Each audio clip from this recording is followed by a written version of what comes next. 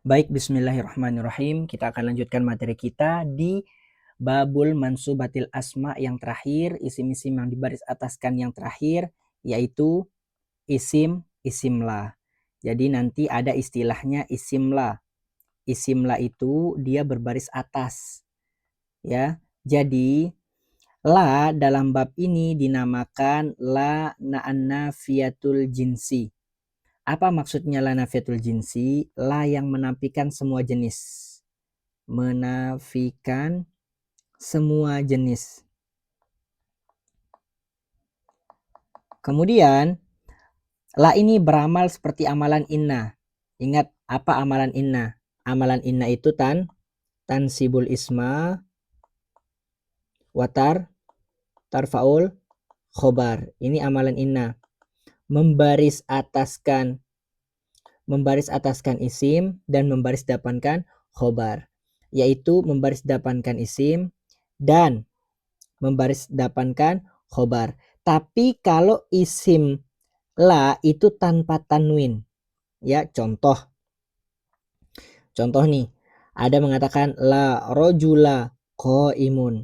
La ini adalah namanya la anna nafiyatul jinsi. Ya, ini adalah huruf. Jadi huruf itu tidak memiliki kedudukan. Rojula ini sebagai isim la. Isim la itu harus nakiroh tanpa tanwin. Qaimun baru khobarnya boleh bertanwin. Ini sebagai khobar la. Apa artinya la ini? Artinya tidak ada seorang laki-laki berdiri. Ya, berarti menafikan semua laki-laki di sini tidak ada yang berdiri. Terus apakah ada syarat beramal la?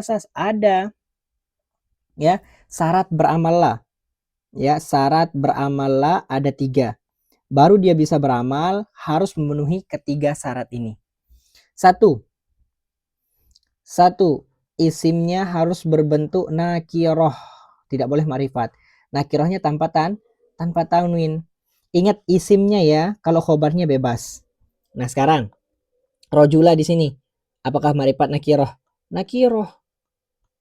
Bertanwin ya? Tidak, berarti sah syarat yang pertama.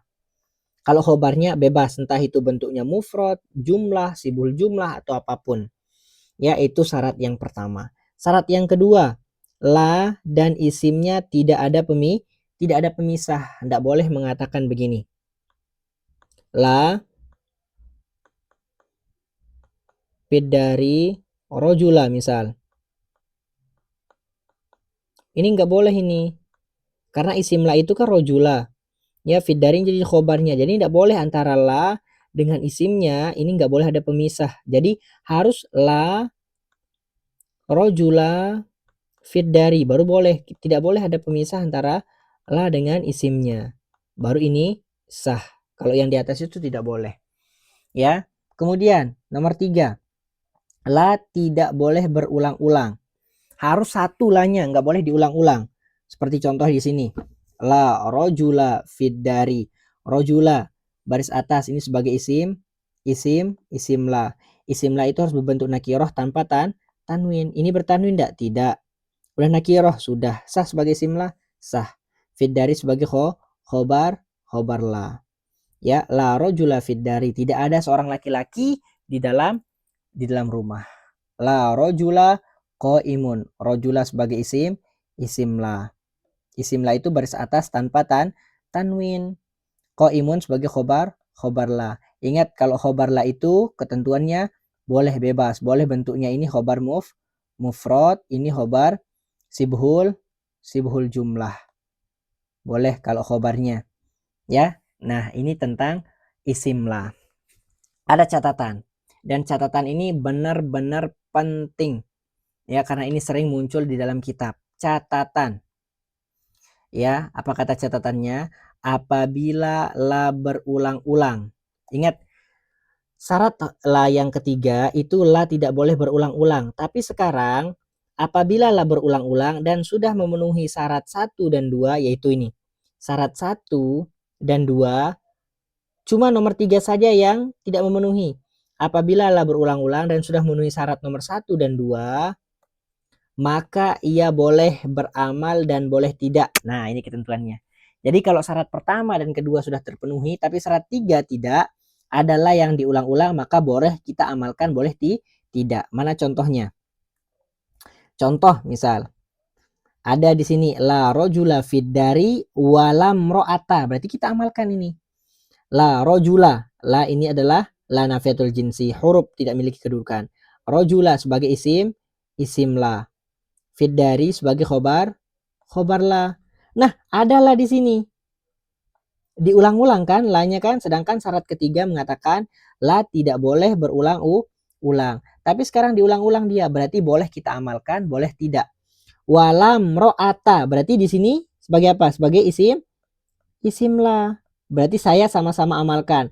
Rojula beramal, imro'ata beramal. Baris atas tanpa tanwin. Boleh juga saya tidak amalkan. La rojulun fid dari walam ro'atun. Nah, sama-sama rofa.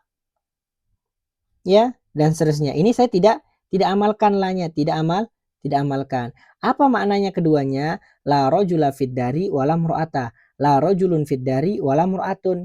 Apa artinya? Tidak ada laki-laki di dalam rumah dan tidak ada juga perempuan. Sama artinya.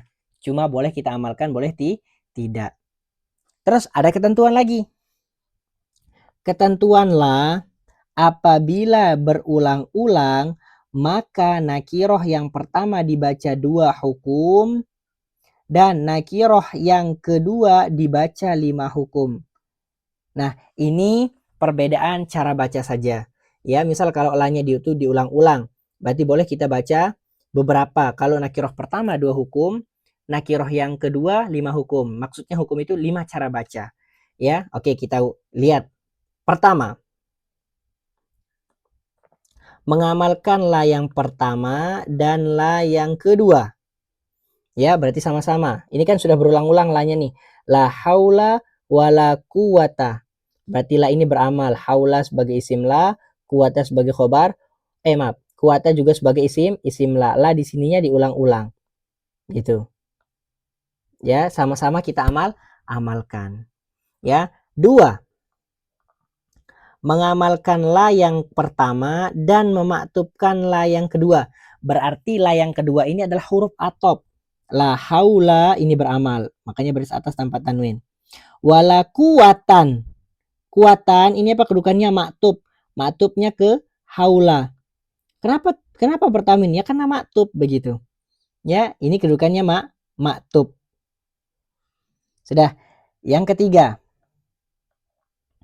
mengamalkan la yang pertama dan tidak mengamalkan la yang kedua. Berarti kalau kita tidak amalkan baris depankan. La haula, nah, ini baris atas tanpa tanwin berarti la-nya beramal. Wala quwatun, ya, dan ini tidak kita amalkan. Apa artinya? La haula wala quwatun, tidak ada daya dan tidak ada upaya. Tetap artinya.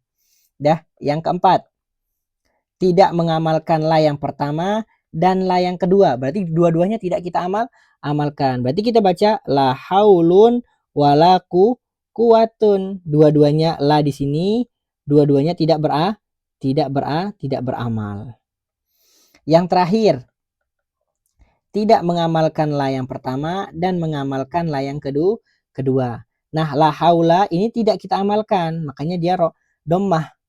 Wala quwata. Nah, yang keduanya ini kita amalkan. Makanya dia baris atas tanpa tanwin. Nah, ini cara bacanya. Sehingga nakiroh yang pertamanya mana? Nakiroh yang pertamanya di sini ada dua hukum. Nakiroh yang keduanya ada 5 hukum. Ya, pertama beramal tidak. Kalau ini beramal, kemudian dimaktubkan, tidak mengamalkan, dan memaktubkan, dan seterusnya. Ini hanya cara baca saja. Ya, ini hanya cara baca saja ketika ada la yang diulang-ulang. Bebas. Makanya ketika ayat ini, ketika potongan kalimat ini la haula wala quwata illa billahi. Ini salah satu kalimat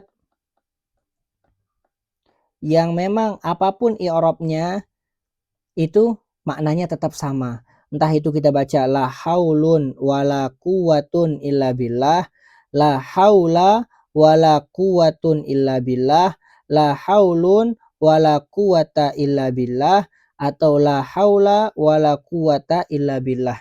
Tetap artinya satu. Tidak berpengaruh i'rabnya di sini. Makanya kerennya kalimat ini.